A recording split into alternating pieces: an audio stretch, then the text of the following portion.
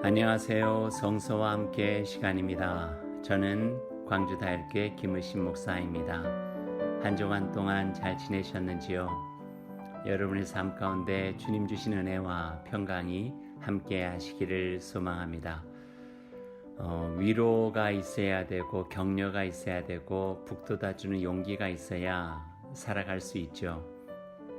혼자서 살아갈 수 없으니 곁에 있는 이들의 함께 할 수 있는 그 마음이 있어야 우리가 조금이라도 더 이 어려운 시간들을 극복해낼 수 있으리라 여겨집니다. 물론 저희는 신앙을 가지고 있기에 하나님께서 우리에게 베풀어 주시는 사랑과 은혜로 살아가야만 되겠죠. 그러나 그것이 현실적으로 하나님과의 관계뿐만 아니라 우리의 이웃과의 관계, 작게는 가정과 교회와 또 가까이 사는 이들과의 관계, 또 멀리 떨어져 있지만 우리 마음으로 기도를 함께하는 그 소중한 관계가 있을 때 우리의 삶은 힘들 때 위로받고 또 격려받고 또 어려움도 잘 이겨나가면서 살아갈 수 있으리라, 그런 마음을 가져봅니다. 그런 의미에서 오늘 여러분을 향해서 축복의 인사를 드리게 된 것입니다. 주의 은총이, 하나님의 사랑이 여러분과 함께 해주시고 여러분의 삶의 자리를 더욱더 풍성하게 가꿔 주시기를 소망합니다. 아멘. 오늘 에피소드 사도행전입니다. 참 지난주 퀴즈 요한복음 한번 해보셨는지 모르겠어요. 요한복음 전체를 그 퀴즈로 만들어서 한 문제 한 문제 풀어가면서 복음서에 대한 이해, 또 요한복음에 대한 이해를 더 넓히고자 하는 의도였는데요. 한번 꼭 해보셨으면 좋았을 것 같다는 생각이 드네요. 또 다른 즐거움이잖아요. 또 문제를 풀어가면서 또 복음서에 담겨져 있는 또 소중한 내용들을 우리의 것으로 만들 수 있으니 참 좋은 일인데 여러분 시간을 내서 한번 해보시면 좋겠습니다. 이번 주말까지 제출하시면 되니까요. 한번 노력해 보세요. 이제 오늘 에피소드를 여러분과 함께 나누죠. 오늘 에피소드는 사도행전입니다. 사복음서 이후에 연결되어져 있는 역사서입니다. 구약의 역사서는 열왕기, 역대기 이런 것들이 주로 땅의 현실적 역사 속에서 이루어지는 하나님의 역사를 노래했죠. 그리고 그것을 내용으로 우리들에게 전해지고 있고요.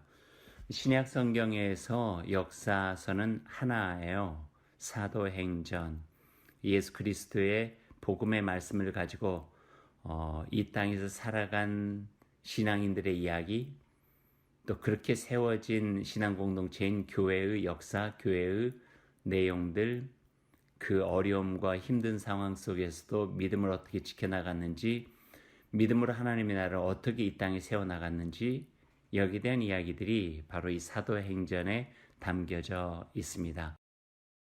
사도행전은 모두 28장으로 되어져 있어요. 그래서 서울에 있는 어떤 모 교회가 Acts 29, 사도행전 29장이라고 하는 뜻을 가지고 프로젝트를 그 교회에서 시작했죠.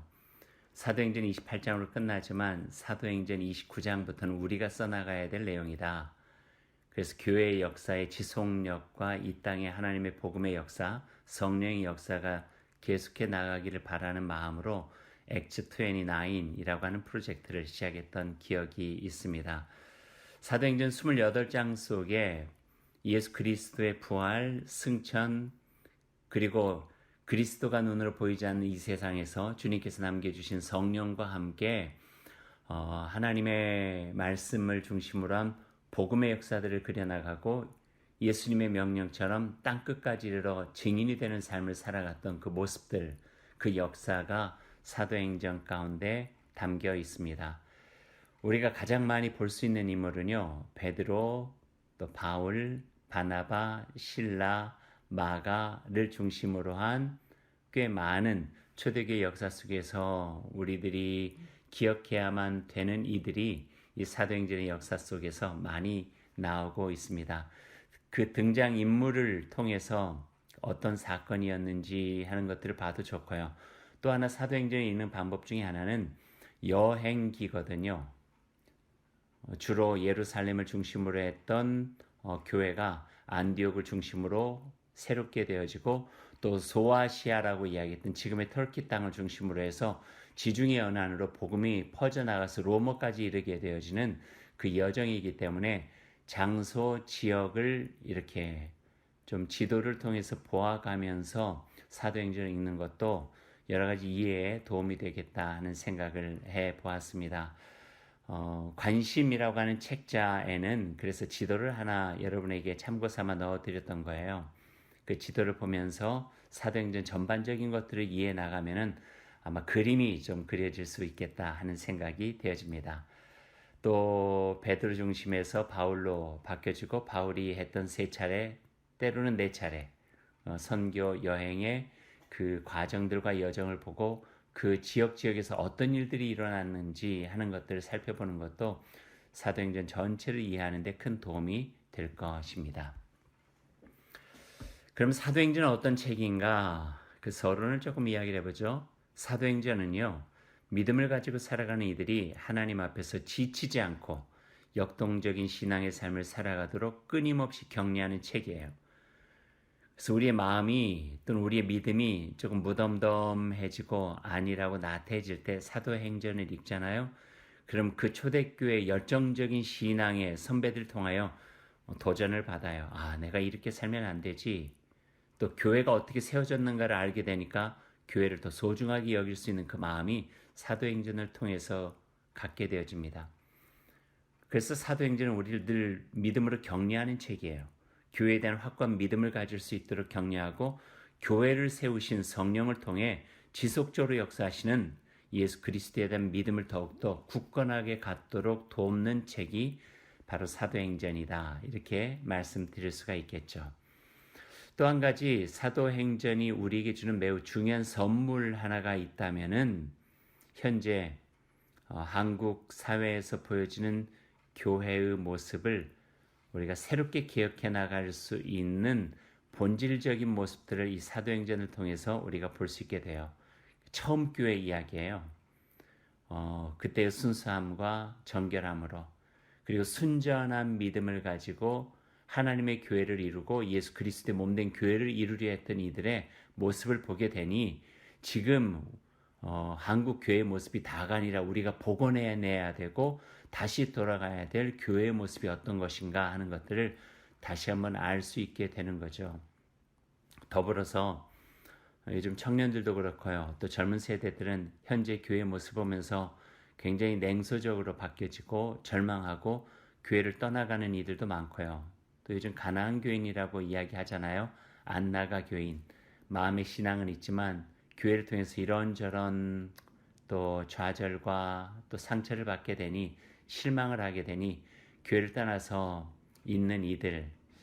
근데 그 마음속에 있는 신앙도 제대로 지켜나가기가 쉽지 않은 이들, 그들에게 사도행전적 교회의 모습을 통해서 교회란 어떤 곳인지, 교회가 추구하는 것이 무엇인지, 어떤 핍박과 어려움 속에서 교회를 지켜냈는지 그 이야기를 우리가 다시 한번 들으면서 우리의 마음속에 다시 한번 열정과 처음 교회에 대한 생동감 있는 마음을 통해서 회복할 수 있는 그 책이 바로 사도행전이다. 이렇게 표현할 수 있을 것 같습니다.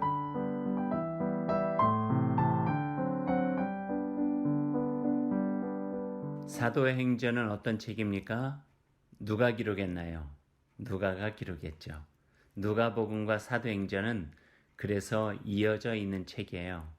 누가복음은 예수 그리스도의 삶에 대한 이야기라면은 사도행전은 예수 그리스도께서 돌아가신 이후 부활하셔 승천하신 이후에 예수 그리스도를 만난 이들, 그분을 통해서 복음을 알게 된 이들이 어떻게 예수 그리스도의 사역을 이어가는가 하는 것이 바로 이 사도행전 속에 담겨져 있습니다. 4개의 복음서 저자 중에 누가만이 교회 역사를 이어서 기록했어요. 성령의 사역 가운데 땅끝까지 확장시켜 나가는 교회의 모습을 통해서 예수 그리스도와 그분을 믿는 이들을 통해서 이루어진 공적 사역을 기록으로 남기게 되었다 하는 거예요. 그래서 너무 감사해요. 만약에 누가가 이 초대교회 이야기들, 사도행전의 역사들 이거를 기록으로 남기지 않았더라면은 우린 도무지 알 도리가 없거든요.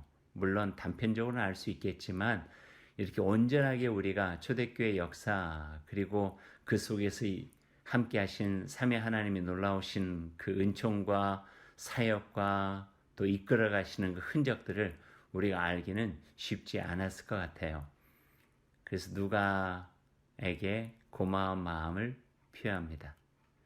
얼마든지 어렵고 힘들어 허물어질 수 있음을 경고하기도 하고요. 누가는요.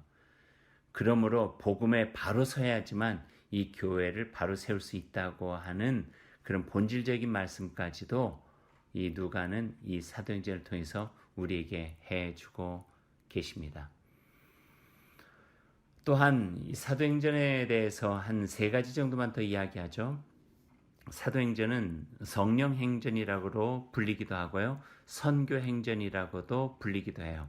이해가 되시겠죠? 왜 성령행전인지. 성령의 역사 속에 이루어진 그 복음의 역사 이렇게 표현해도 될 것 같아요. 그래서 성령행전이에요. 예수님께서 제자들과 자기를 믿는 이들에게 내가 떠나가지 아니하면 성령이 올 수 없다. 보혜사 성령을 소개하시고 이제는 마가의 다락방에서 성령과 함께 새롭게 된 이들이 교회의 역사를 시작하게 되죠. 그래서 성령행전이라고 부르기도 하고요. 또 선교행전이라고도 부르기도 해요. 왜냐하면 바울 사도뿐만 아니라 베드로도 선교의 한 몫을 잘 담당했거든요. 예루살렘 중심의 교회가 핍박과 박해를 통해서 흩어지기 시작해요. 그러면서 전 그 지중해 근방에 있는 도시로 확장해 나가는데 그 선교 여정이 담겨져 있고 기록되어져 있는 책 사도행전, 그래서 성령행전, 선교행전이라고 부를 수 있다 하는 말씀이에요. 그런 눈으로 사도행전을 읽어가면은요, 단어 하나하나 한 구절 구절이 전혀 새로운 의미로 다가오게 될 거예요. 이런 거죠. 팔레스타인의 아주 조그마한 나라, 민족, 유다. 지중해 변방의 한 민족을 들어서 어떻게 하나님 나라의 만민 구원의 역사를 이루어 가시는지 그 하나님의 섭리와 손길을 볼 수 있는 거예요. 굉장히 섬세하고요. 또 굉장히 정교해요. 하나님께서 숨어 계시는 듯 하지만 하나님의 사람들 통해서 한 걸음 한 걸음 정말 땅끝에 이르러서 하나님의 복음으로 구원을 얻을 수 있도록 만들어 가시는 하나님의 그 섭리를 우리가 보게 된다고 하는 거죠.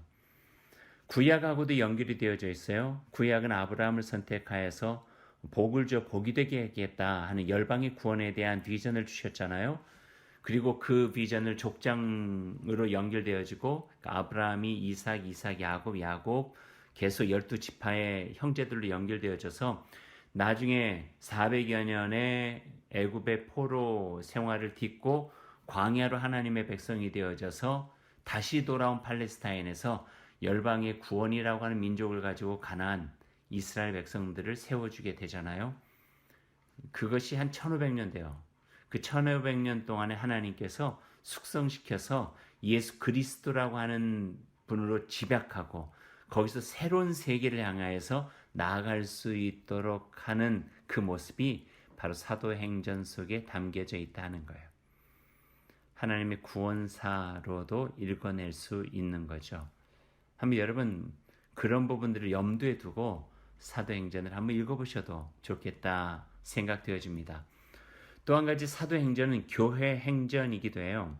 그리스도의 몸된 교회가 세워지고 어떻게 형성되어지고 그 안에 신학적인 밑그림들은 어떻게 그려지게 되어지며 교회 안에 소속된 교우들, 교인 성도들의 신앙을 어떻게 연결해가고 어떻게 세워가고 그들을 통해서 하나님의 나라를 어떻게 이루어 가시는가 하는 이야기들이 바로 이 교회 행전인 사도행전 속에 담겨져 있습니다. 그래서 사도행전을 읽다 보면은요, 우리 안에 교회에 대한 소중함을 알게 되고 영적으로도 충만하게 되어지는 놀라운 은혜도 경험하게 되어집니다. 그래서 사도행전을 꼭 읽어보셔야 돼요. 교회가 그리스도의 거룩한 상처를 지닌 몸이 되어 세상에 하나님의 나라를 완성해 갈 수 있도록 하나님께서 이 사도행전을 통해서 오늘 우리들에게 격려해 주고 있다고 하는 말씀을 여러분께 나눠 드립니다. 이제 사도행전을 읽기 전에 간단한 흐름에 대해서 여러분께 말씀을 좀 드릴게요. 어떤 내용들이 있는가를 미리 조금 들으시면 전체적으로 읽어 나가는데 훨씬 더 도움이 될 것 같아요. 처음 시작은 성령과 함께 시작해요. 예수님 승천하시잖아요. 그리고 예수님께서 그 사도들 불러서 이 땅의 지상대 명령까지 해주시는 대목이 1장 1절에서부터 11절까지 나오게 돼요.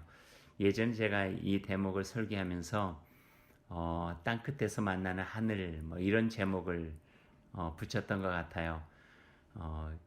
하늘로 승천하셨죠. 제자들이 하늘만 보고 있는 거예요. 텅 빈 하늘. 그럴 때 하나님의 사자가 그들에게 이야기를 해요. 어디를 보고 있느냐. 그 말씀은 이제 땅 끝에서 우리를 기다리시는 예수 그리스도 그분을 만나야 된다 하는 이야기겠죠.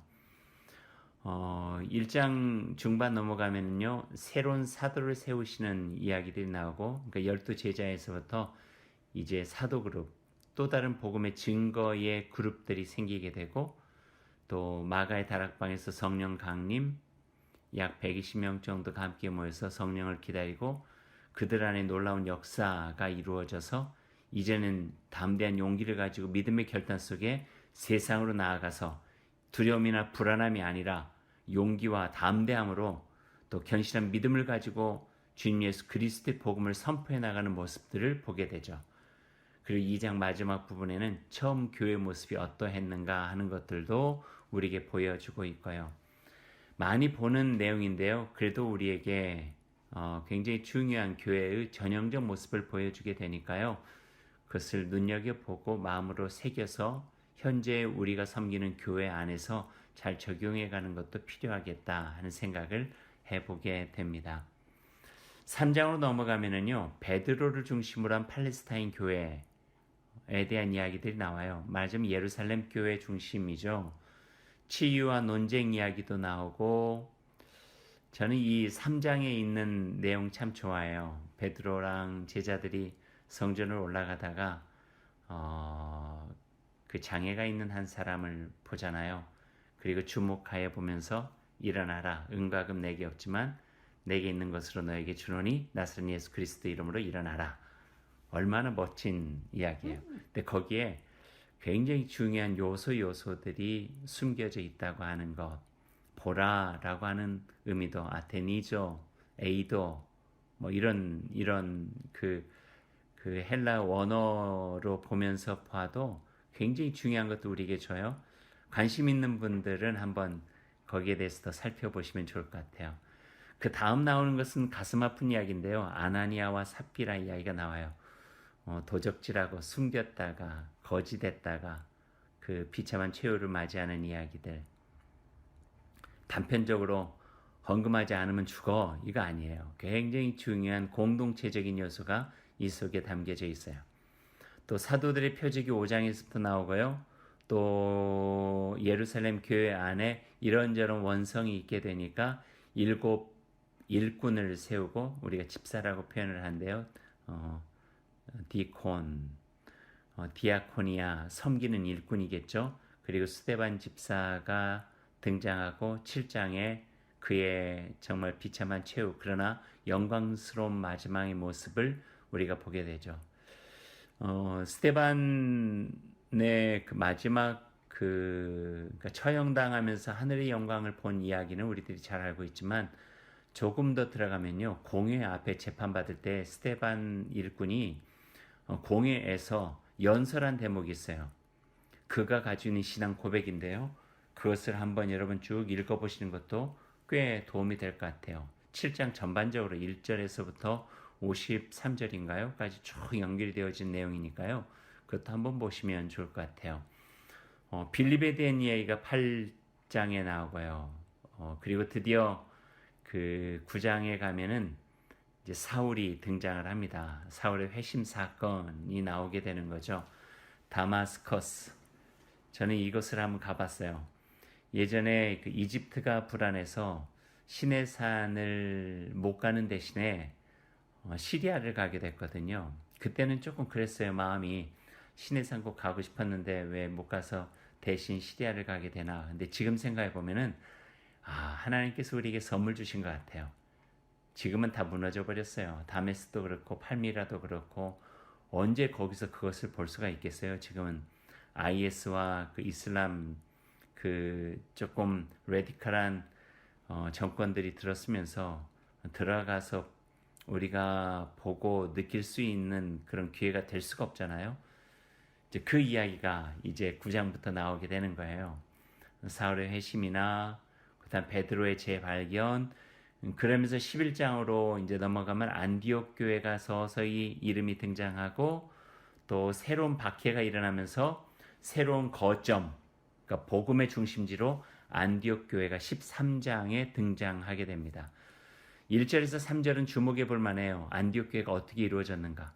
예루살렘 교회하고는 전혀 다르거든요. 그래서 복음의 무게중심, 선교의 무게중심이 이제 예루살렘에서 안디옥으로 바뀌어지게 되는 거예요. 그럼 지금 우리는 예루살렘 교회가 했던 그 역할과 몫을 분명히 인정해야 돼요. 하지만 우리가 한번 좀 주목하고 이어봐야 될 것은 안디옥 교회예요. 선교적 중심체가 되어진 안디옥 교회는요, 이방인들과 함께 모여서 같이 이룬 공동체고 그 공동체가 이 소아시아를 섬기게 되거든요. 그런 부분은 우리에게 시사하는 바가 매우 크다 하는 생각도 해보게 됩니다. 안디옥교까지 열심히 가다 보니까 목이 마르고 그래서 저도 목 좀 축이고 다시 시작해 볼까 합니다. 13장의 안디옥 교회가 파송하죠. 그래서 땅끝을 향한 첫 걸음들을 시작하게 되는 거예요. 그 중심에 바울, 바나바가 있었습니다. 안디옥 교회도 굉장히 필요한 일꾼들이었어요. 그분들이 없는 안디옥 교회는 생각하기 어려웠겠죠. 그러나 하나님 안에서 더 큰 하나님의 비전을 보게 되는 거예요. 상상력이죠. 두 사람을 세워서 안수하여 파송해서 그들을 세상으로 더 이렇게 하나님의 나라를 확장시켜 나가는데 보내는 그 결단들이 안디옥 교회에 있었던 것을 보게 됩니다. 예전에 어떤 교회 이야기를 들었어요. 한 교회가 개척을 해나가는데 그 교회에 있었던 부교육자 몇 분을 통해서 이렇게 개척을 한 거예요.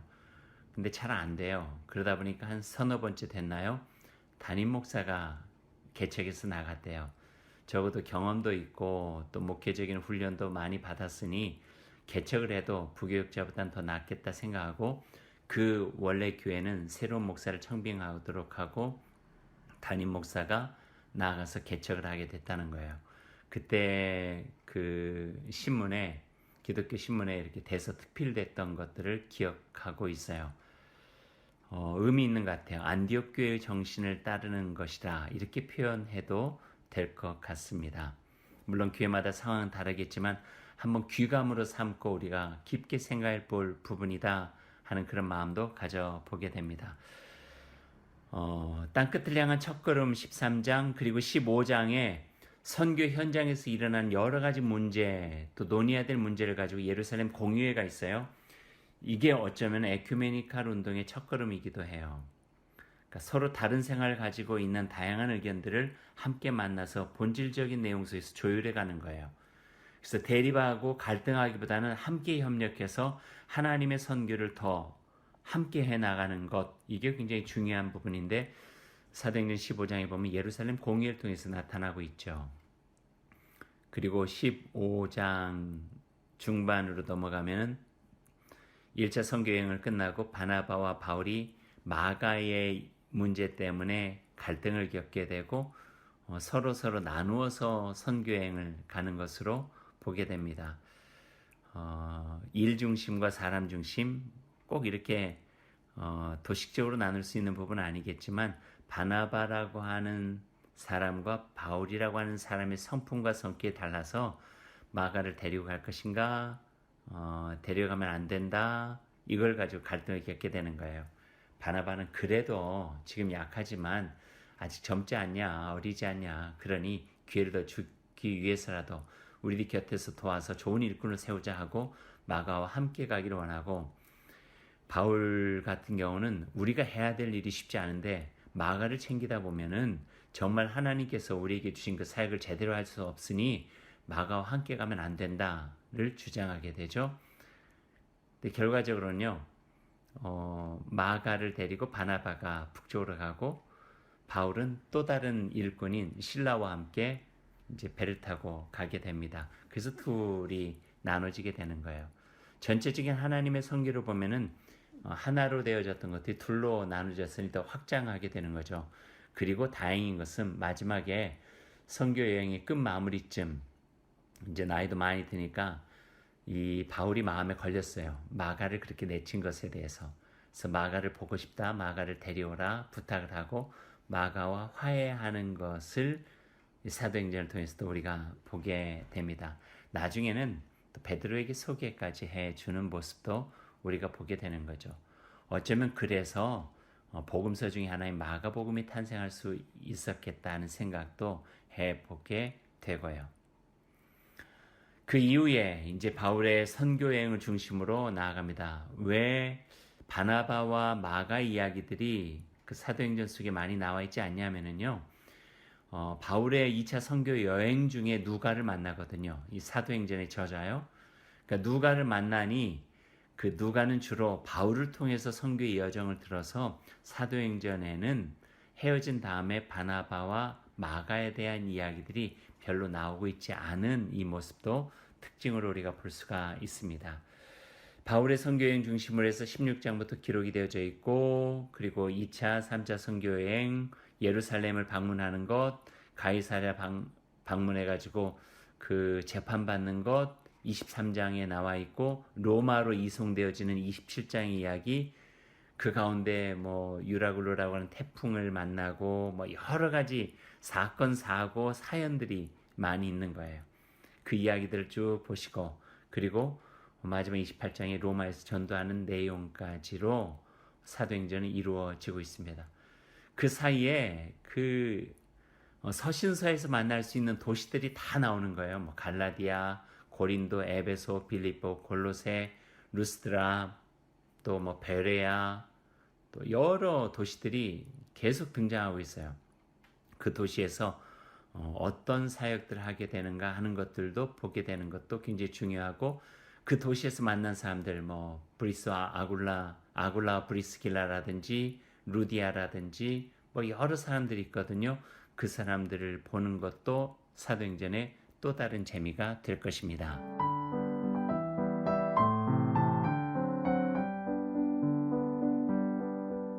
사도행전의 전반적인 흐름에 대한 이야기는 드렸고요. 사도행전을 읽으면서 조금 눈여겨봐야 될 내용, 팁이라고 할까요? 이런 내용이 나오면 조금 더 여러분 생각을 넓혀가지고 한번 주목해 보셨으면 좋겠습니다 하는 몇 가지만 이야기를 하고 오늘 전반적인 사도행전 에피소드는 마무리하도록 하겠습니다. 1장 8절 말씀 오직 성령이 너에게 임하시면 너희가 권능을 받고 온 유대 사마리아 땅끝에 이르러 내 증인이 되라. 이 말씀 여러분 기억하시죠? 성령의 권능 authority라고 하는 말씀 성령의 권능이라고 하는 능력이라기보다는요 권위예요. 권위 authority 여기에 대한 것을 한번 여러분 그 생각해 봐도 좋을 것 같고요. 또 2장에 가면은 마가의 다락방에서 이루어진 그 방언의 역사가 있는데 방언은 들리는 방언이었어요. 그리고 소통의 방언이었어요. 제자들의 말을 다 알아들을 수 있었다 하는 거예요. 그러면서 그 바벨탑에서 있었던 방언과 한번 비교해 보는 것도 굉장히 좋은 성서적인 이해를 도울 것 같아요. 그러니까 서로 소통이 안 되는 방언을 주셔서 서로 소통이 안 되게 하셨잖아요. 바벨탑에서는요. 근데 마가의 다락방은요. 소통이 되게 하신 거예요. 그러니 우리들의 삶 속에서도 소통이 얼마나 중요한가 성령께서 하시는 굉장히 소중한 일이라고 하는 것도 배우게 되는 거죠. 또 2장 43절 47절의 처음 교회 모습 조금 전에 한번 강조해 드렸던 것처럼 눈여겨보시면 좋겠고요. 또 4장에 넘어가면서 베드로가 변하는 과정을 봐도 좋아요. 철저한 유대인이었던 베드로가 이방 선교에 적합한 사람으로 조금씩 바꿔나가고 또 베드로를 통해 사시고자 하시는 하나님의 모습, 나중에 고넬료를 만나기도 하고 세례를 주기도 하고 예루살렘에서 같이 일했던 사람들과 무슨 이야기를 듣기도 하지만 그러나 확신 속에 복음의 역사가 무엇이라는 것들을 이야기하고 이런 부분들 굉장히 한번 보는 것도 재미있을 것 같다는 생각이 되어집니다. 그와 더불어서 유대인 중심으로 되어졌던 예수 그리스도의 제자 공동체가 변하는 모습들도 우리가 보게 되는 거죠. 그것도 굉장히 의미가 있어요. 아나니와 삽비라 욕망에 대한 이야기들, 거짓에 대한 이야기들, 초기 신앙 공동체가 어떤 것들을 굉장히 중요하게 여겼는가 하는 것들도 여러분 그 관심 갖고 보시면 좋을 것 같고요. 또 교회 갈등을 해결하는 문제가 6장에 나와 있어요. 그러니까 구제에 대한 부분인데요. 소외가 된 이들이 있으니 이걸 해결해 나가는 걸 어떻게 해결해 나가는가? 그들의 사정을 잘 아는 헬라파 사람들을 리더십으로 세워가지고 지금의 잘못된 부분을 해결해 나가는 거. 굉장히 지혜로운 결정이거든요. 그것도 한번 보면은 현재 우리가 교회를 또 잘 섬겨나가는데도 도움이 되겠다 생각되고요. 7장의 스테반의 설교는 읽어보시라 부탁을 드렸고요. 또 8장을 통해서 하나님의 복음이 이제 점점 들불처럼 이렇게 전해져 나가고 퍼져 나가는 것, 전화이복이라고 말할 수 있겠지만 모든 것을 합력하여서 오늘 이루어 가시는 하나님의 역사가 어떻게 이루어지는가 하는 것들도 볼 수 있는 내용이 될 수 있을 것 같습니다. 10장에 넘어가면은요, 베드로와 고넬료가 만나요. 이 만남은 베드로의 세계관과 가치관을 완전히 변화시키게 되죠. 그러니까 회개의 출발이 무엇인가? 저는 이렇게 이야기하고 싶어요. 세계관의 전환, 가치관의 전환이다. 무엇이 중요한디? 중요한 것이 바꿔지는 거예요. 나에게 소중한 것이 중요하게 여겨지는 것이 달라지게 되는 것이죠. 그러면서 삶이 조율되고 삶의 방향이 바뀌어지게 되고 가는 길이 달라지는 것, 이게 바로 회개요, 우리의 참다운 구원의 시작이라 이렇게 이야기해 볼 수도 있을 것 같아요. 11장 26절에 보면은 그리스도인이라고 하는 이름이 시작되어졌던 그 어원도 나오고 있으니까요. 주목해 보셨으면 좋을 것 같기도 하고요. 13장 그 이후에는 재미난 기록 중에 하나가 바나바와 바울이 바울과 바나바로 바뀌어져요. 바나바를 중심으로 한, 바나바가 중요하죠. 사울을 등장시켰던 인물이 바나바니까요. 그의 성품답게. 근데 이 이후에는요, 이제 그 바울이 주도적으로 해 나가는 모습들을 보게 됩니다. 이런 부분으로 13장 이후를 읽다 보면은요, 각 지역에 들어가서 교회가 세워지고 교회 속에서 이루어진 일들을 보게 돼요. 제일 처음에 교회는요, 회당에서 말씀을 전하고 또 거기에 관심 있는 사람들이 모여서 교회가 세워지고 하는 부분들이 쭉 있는 것들을 우리가 보게 됩니다. 그리고 이제 빌립보 교회를 통해서 마게도니아의 선교되어지는 모습들도 여러분 주목해서 보게 되면은 이 땅의 역사 속에서 하나님의 역사가 어떻게 자리 잡아가는가 하는 것들을 실질적으로 볼 수 있는 내용을 알게 될 것입니다. 그게 바로 사도행전 역사서입니다. 사도행전은 교회 행전이라고 불려질 만큼 교회에 대한 이야기를 할 수 있는 게 많이 있기 때문에 만약에 주제를 잡고 한다면 하고 싶은 말들이 너무나도 많이 있어요. 예배에 대한 이야기, 나눔과 섬김에 대한 이야기, 돌봄과 베품에 대한 이야기, 또 교회의 역사, 교회의 그 역사 속에서 우리에게 주어진 전승들, 굉장히 중요한 이야기를 많이 할 수 있는데 이것은 차차 조금씩 해나갈 수 있도록 하겠습니다. 여러분은 관심을 꼭 많이 가졌으면 좋겠고요. 또 더불어서 이제 서신서가 진행이 되어지면은 또 서신서가 사도행전과 연결되어지기 때문에 함께 또 나눌 수 있는 기회가 있으리라 생각됩니다. 마무리를 하겠습니다. 오늘의 에피소드 사도행전. 누가는 복음서가 그저 예수님에 대한 이야기인데 복음서만 아는 것으로 그치기를 원치 않으셨어요.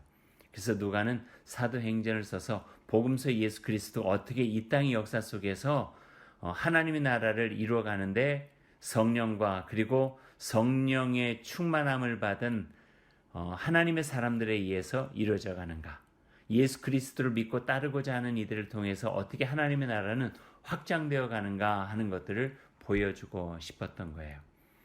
그래서 한 사람의 그저 영웅적 삶에 열광하는 구경꾼으로 우리를 만들고 싶지 않고 예수 그리스도와 함께 살아가는 사람으로, 그리스도의 몸된 교회를 이룬 사람으로 우리를 세우고자 하는 마음이 누가의 사도행전 속에 담겨져 있는 큰 의미라 우리가 이야기할 수 있을 것 같습니다. 그래서 조금 더 우리의 마음을 모아서 사도행전의 말씀을 읽어가야 될 것입니다.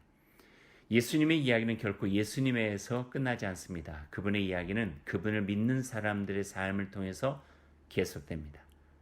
예수님이 하나님 나라의 구경꾼이 아니었듯이 우리도 또한 예수 그리스도께서 성령과 함께 이루어 가시는 하나님의 나라, 아버지의 나라의 구경꾼으로 남을 수는 없겠죠.